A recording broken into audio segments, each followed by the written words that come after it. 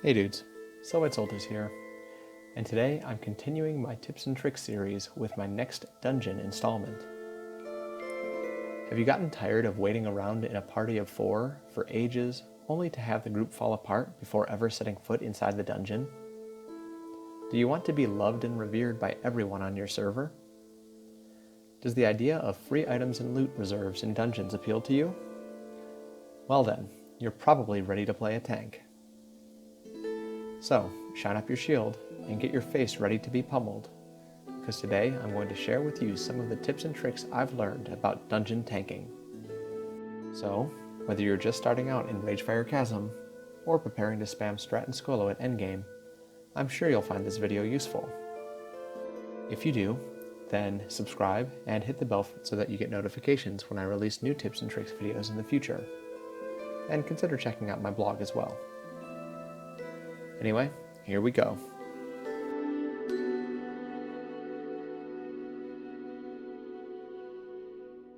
So, before you rush your tank over to a dungeon, there's a couple of things that you should do. As a tank, it's really important to have a threat meter installed so that you can tell who will likely pull a threat at any given time. Threat Classic 2 is good for this, but it seems like in Classic, everyone in any given group needs to have the same add-on in order for them to work properly. So, it's not perfect, but still, it's better than not having one at all. As a tank, it's very likely that you'll be offered many incentives to run dungeons for or with people. As such, you should make sure that you take advantage of these perks. If you're okay with being that guy, that is. For some dungeons, you might be offered gold to tank, while for others you can potentially ask for certain items drops in order to secure your services. With so few tanks in the game compared to DPS and healers nowadays, you really can get a lot out of fulfilling this role for people. So yeah, reserve that first righteous orb, roll on off-spec gear, and pick up a few mining nodes or herbs. You deserve it. Just make sure that everyone agrees with it first. Okay, so now that you're making your way through the dungeon, there's a few things you should keep in mind as well. First and foremost, you need to establish what marks mean what. Typically, Skull is the first kill target, and X is the second. But the other marks vary from group to group. Some priests like to shackle Star, while others, like myself, prefer Moon. Hunter traps are often assigned to Square, but I've also seen Circle and Triangle used in various groups. As the tank, it's typically expected that you'll set the marks, crowd control assignments, and kill order, so get used to doing it as soon as possible. To that end, it's a good idea to set keybinds for the different target markers, especially Skull and X. This allows you to quickly set or change targets as needed. Personally, I use the period, comma, semicolon, apostrophe, and bracket keys for this purpose, as they don't really do much else otherwise. But choose whatever keybind suits you. Speaking of marks, it's really important to remember that oftentimes marks are used to designate crowd control assignments. And while the meta of most dungeon tanking nowadays is just AoE everything and hope for the best, it's still a good idea to utilize CC, especially if you're squishy like my Tankadin, or if your group lacks AoE damage dealers. So yeah, don't be afraid to ask your party members to use their polymorphs, saps, and hunter traps. Just make sure to assign and mark properly when you do. Alright, now for the super tank-specific stuff. One of the most common pulling tactics that all tanks should know about is using line of sight, or LOS, to pull packs of enemies back to your party. In many dungeons, you'll face casters, patrols, and other dangerous mobs that may or may not be too close to other enemies. In order to better position and allow time for crowd control abilities to go off, you should attack the first kill target, then run behind a pillar, corner, or other visual obstacle. Look, you could just charge in and hope for the best. That's definitely what a lot of tanks do. But if you want to actually stand a chance at succeeding in a dungeon, You should probably pull a bit smarter, Einstein. While common sense might dictate that you should focus on building threat on the current kill target to make sure DPS don't pull aggro from you, in dungeons it's actually much more effective to pull the first target, then focus on building threat on the next kill target. Even though the DPS might peel that first target off you, a quick taunt is usually sufficient for getting it back. Assuming that it's not dead already by the time you notice it moving away, that is. So, no matter how many mobs you're pulling in a pack, always focus on building threat on the next kill target, rather than the current one. You'll see that losing aggro will become a non-issue very quickly. We've all been there. An enemy mob gets low on health and starts to run away, but all the DPS focus on the other targets instead. That enemy runs over to and pulls the next pack before anyone is ready. Group wipes, and who do they all blame? Well, the tank, of course.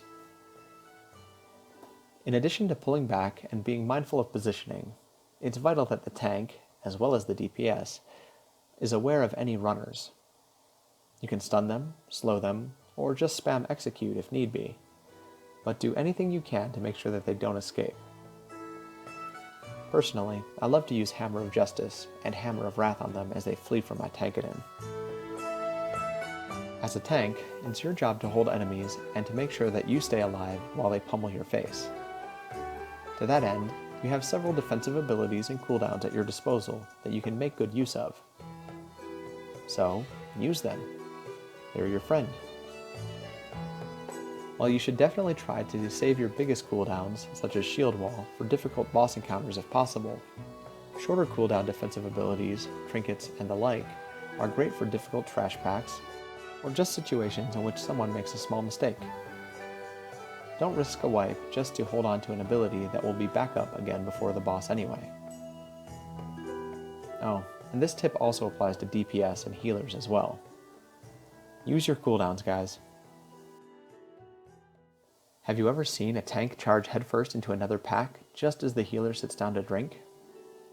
Well, I have. And just like in that one video by Captain Grimm, it doesn't end well. Tanks, be mindful of your healer's mana.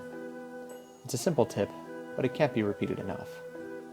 If they don't have the blue, your gear will soon be red. If you find yourself in a tanking situation where you've got just too many ads running amok, do everyone a favor and pop your AoE taunt ability. Challenging Shout and Challenging Roar are sometimes the only way to save your party from a terrible wipe, so don't forget that they exist in those situations. Oh, and sorry Tankadins, it just sucks to be you.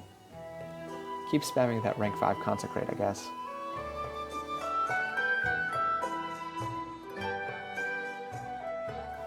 One of the most important tips to being a good tank versus being a mediocre tank is to just keep moving. If your group overall has around 60% mana or more, keep pulling. Unless the next pull is really tough, too close to another pack, or a boss, it's a waste of everyone's time to sit and drink after every single pack. So, rather than sitting around twiddling your thumbs, keep that pain train moving. That being said, do be careful not to overpull, as being too trigger happy can lead to disaster. Also, be mindful of your healer's comfort and discomfort. If they really want to be topped up after every pack, then you can slow it down a bit. Just don't expect your DPS to sit idle for too long. Finally, it's also important to note that in order to keep moving at a steady pace, you, the tank, need to know how to pool your resources.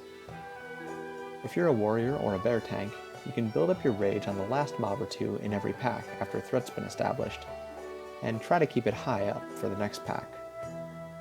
If you're a Tankadin, you can make good use of Seal of Wisdom to keep your mana fairly high, and then drink as soon as the last mob falls. And if you're tanking on a shaman, just drink a lot, I guess. Bonus tip. Because someone over on my blog reminded me about this, I thought I should include it here. You should definitely be prepared to lead if you're going to tank any dungeon, even if you're not the leader. That means you should try to have a general idea of where to go once inside, as well as what people expect to do there. To that end, it may be useful to download some dungeon maps or similar add-ons. If it's your first time running the dungeon, however, or if you're generally not very familiar with it, don't be afraid to ask others for guidance. You'd be surprised how fast you can pick up the dungeon's layout with just a little help to start, so just be open and honest about it. Alrighty, after the final boss is slain and your group's goals have been met, it's time to head out. As a tank, you don't really need to worry about adding great players to your friends list unless you really enjoyed playing with them. But one thing you definitely should do is ask for feedback, especially from your healer. You can also get feedback during the dungeon as well, but just don't ask too many times. You do need to keep that ball rolling after all. In asking for feedback, try to find out what you did well and what you need to work on. If you died a bunch, try to figure out why, whether it was a defensive, gearing, or healer issue. If your damage dealers kept pulling aggro, try to figure out the reason. Any and all feedback you can collect and attempt to utilize will help you grow into a more competent tank. And in the World of Warcraft, those are always highly sought after.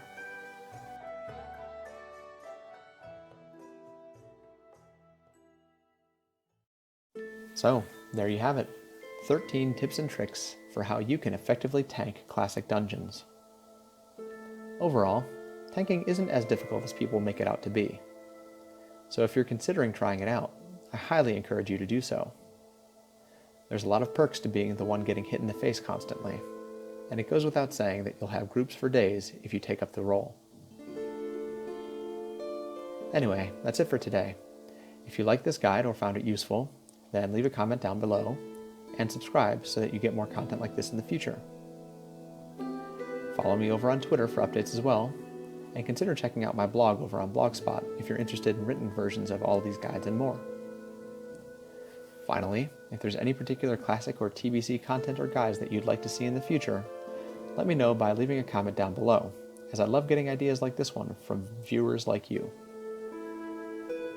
In any case, thanks for watching. Have an awesome day. As always, take it easy, guys.